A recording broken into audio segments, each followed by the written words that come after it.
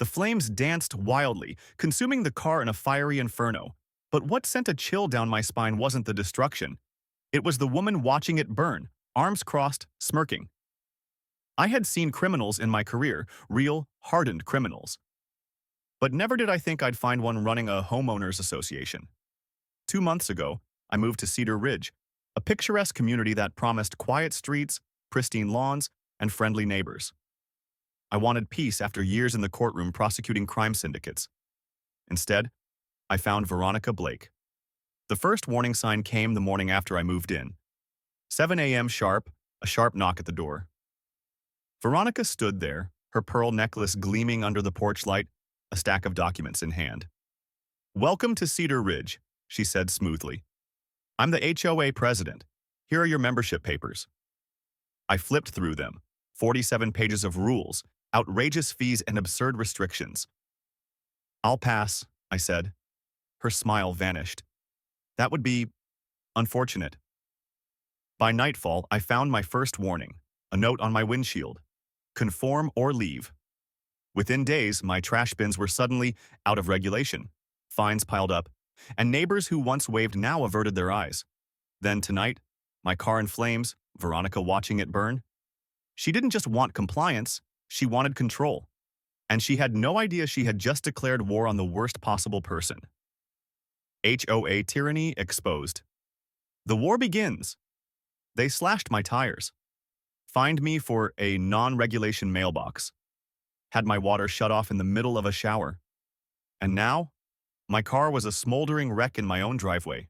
But Veronica Blake had made a fatal miscalculation. She thought I was just another homeowner. She had no idea she was picking a fight with someone who had put entire crime syndicates behind bars. The next morning, I woke up to find another bright red notice nailed to my door. Violation, unsightly property, $2,500 fine. Immediate payment required. I clenched my jaw. The car they burned was now a violation? This wasn't about rules. It was about control. About intimidation. By noon, the full weight of HOA harassment was in full swing. My mail stopped arriving. My trash bins, now in violation, were confiscated.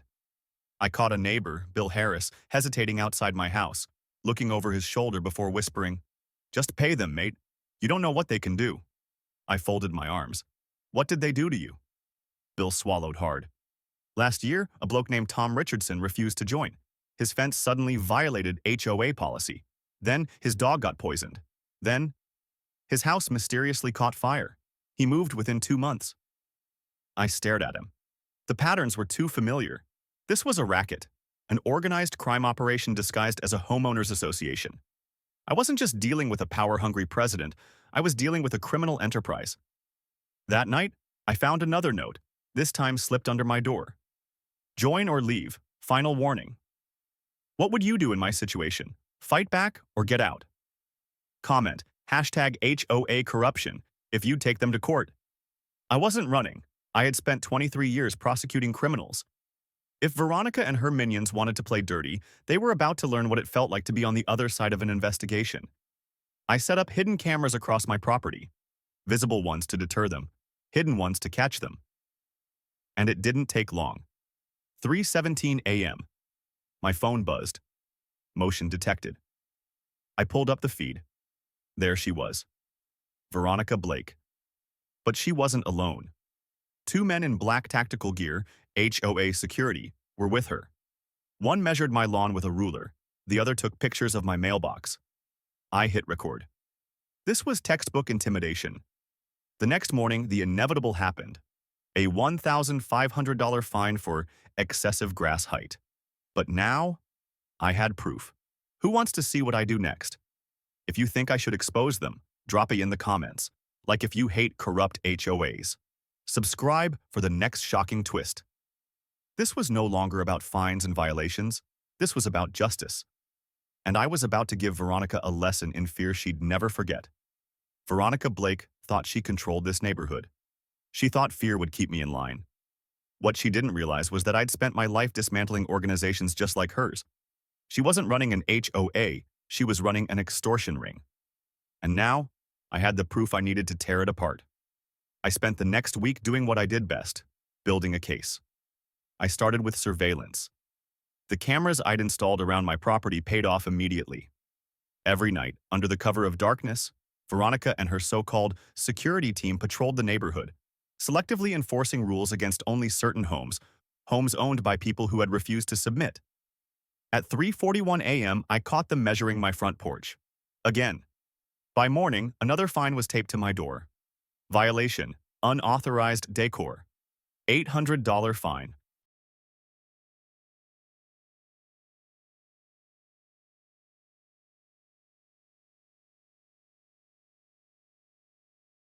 There was nothing on my porch except a welcome mat. But I wasn't the only target. An elderly neighbor, Margaret Dawson, found a $1,200 fine for unapproved flower beds. Her crime? Planting daisies. The Mendez family received a $2,000 bill for excessive vehicle presence. Their sin? Having two cars parked in their own driveway? Veronica wasn't enforcing rules, she was systematically pushing people out. So I dug deeper. My first move was counter-surveillance. Every morning I walked the neighborhood, photographing other violations Veronica conveniently ignored. Her own fence? 6 inches too high. Treasurer Jim Harper's backyard? A rusted illegal fire pit. Secretary Helen Porter's front lawn? A dozen plastic flamingos, strictly against HOA guidelines. Hypocrisy was the foundation of their power. But hypocrisy wouldn't be enough. I needed a smoking gun. I called in a favor from an old contact at the county records office. Within hours, I had financial reports from the HOA's books. And that's when I found it. A fund marked Special Assessments, a slush fund of over $300,000. The payments didn't go to community improvements. They were funneled through shell companies, companies that, upon further digging, traced right back to Veronica Blake. This wasn't just fraud. This was racketeering. And then I found something even worse. Tucked away in old purchase records were the names of 6 families. Families who had been forced to sell after being hit with thousands in fabricated fines. Their homes. All bought by the same investor, Blake and Whitmore Developments. Veronica wasn't running an HOA. She was running a real estate scam. I closed my laptop, my hands clenched into fists. This wasn't about me anymore. This was about every person she had ever crushed. And it was time to bring her down. Veronica Blake had built an empire on fear. She controlled the neighborhood like a crime boss, weaponizing fines, regulations, and intimidation to force out those who didn't comply. But she had made a critical mistake. She left a trail of evidence. And I was about to use it to dismantle everything she had built. I wasn't just gathering proof. I was building a case the same way I had against organized crime syndicates, step by step, piece by piece, until there was no escape. The first move was tracking the money. The slush fund I had uncovered, $300,000 hidden under special assessments, wasn't just sitting in an HOA account. It had been funneled into shell companies with names that meant nothing on paper. But after digging deeper, I found the connection. Blake and Whitmore Developments. Veronica wasn't just stealing from homeowners. She was using fabricated fines to force families out and then acquiring their homes for pennies on the dollar. And she wasn't working alone. The deeper I went, the more names I found. HOA Treasurer. Jim Harper had been laundering money through fraudulent maintenance contracts. Secretary Helen Porter was falsifying compliance violations to create legal pressure. Even 2 local council members had received donations from HOA funds to ensure permits were pushed through without scrutiny. This wasn't mismanagement. This was a full-scale racketeering operation. But then, I found something that made my blood run cold. A folder buried deep in old HOA board meeting records labeled Elimination List. Inside were names, addresses, families who had been forced out. Each file contained notes on how they had been targeted. Thompson family, fined for non-regulation roofing. Forced to sell after $15,000 in bogus violations. Patel family, reported for excessive street parking. HOA contacted tow companies, had their vehicles impounded. Richardson's, utilities mysteriously shut off multiple times. Home went into foreclosure within months. Every tactic was deliberate. Every fine, every violation, designed to break them. And at the bottom of the list, my name, Sullivan, Mark. New resident, problematic, strong legal knowledge, Use aggressive measures. I stared at it for a long time, my hands tightening into fists. They had been planning my downfall before I had even finished unpacking my boxes. That was when I heard it. A rustling outside. I turned off my laptop, moving carefully toward the window. A figure stood near my mailbox. No clipboard, no uniform. This wasn't a standard HOA enforcer. Then, something metallic gleamed in the dim light. A gas canister. My stomach dropped. This wasn't intimidation anymore. This was escalation. And Veronica Blake had just made her final, irreversible mistake. I had seen desperate criminals before, cornered, reckless, willing to destroy anything to protect their empire. But I never expected to see it in a suburban neighborhood, carried out by a woman wearing a pearl necklace and a tailored blazer. Veronica Blake wasn't just running a corrupt HOA. She was orchestrating an organized crime syndicate under the guise of community standards. And now, she was done with fines and intimidation. She was moving to elimination. I crouched low, peering through the window. The man by my mailbox wasn't one of her usual enforcers. He was bigger, rougher, dressed in black, his movements precise. Not a homeowner, not a board member, a hired thug. And he was carrying gasoline. I reached for my phone, fingers steady despite the rage boiling beneath my skin. 911, direct line. Report of arson in progress, suspect at my residence. Then, a flicker. The streetlights cut out, planned, calculated. I didn't wait. I grabbed the baseball bat I kept by the door and moved fast, silent. If Veronica thought I was going to sit back and watch my house burn, she was about to learn what kind of man she was dealing with. The second I stepped outside, the acrid scent of petrol hit me. The thug was already sloshing it across my lawn. I didn't hesitate. 2 strides. A hard, calculated swing. The bat cracked against his wrist. He dropped the gas can with a startled grunt, staggering back. He wasn't expecting a fight. I grabbed his collar, yanking him forward, my voice low and lethal. "Who sent you?" He hesitated, his eyes darting past me. That was when I realized he wasn't alone. A second man emerged from the shadows, taser in hand. A flash of electricity. Pain tore through my ribs as the prong struck. My body locked up, muscles spasming, vision blurring. But I fought through it, forcing myself to stay upright. The second thug moved in for a follow-up. Mistake. I twisted, using my momentum to drive my elbow into his throat. He choked, stumbling back. I ripped the taser from my chest and turned it on him, firing.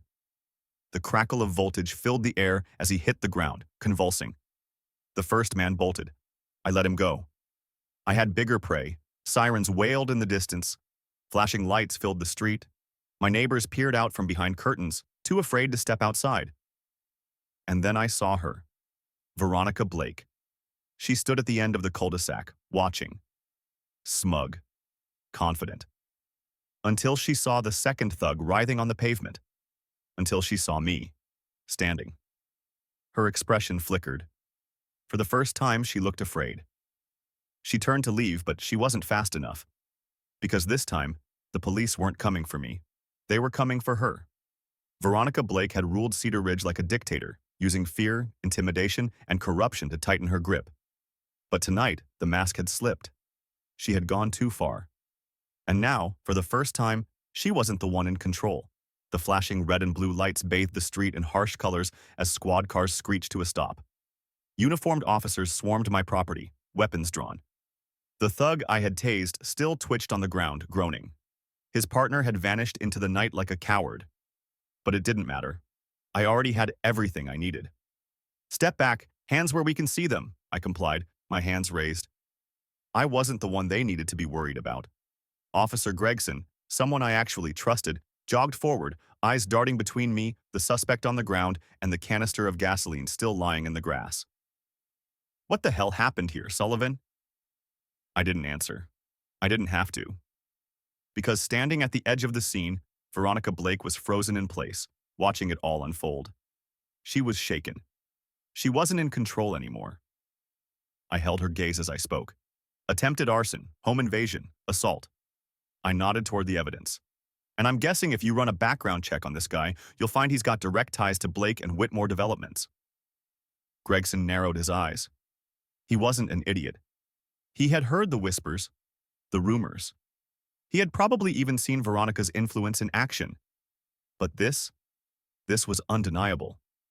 "Take him in," he ordered his officers, "and search the area. I want the second suspect found."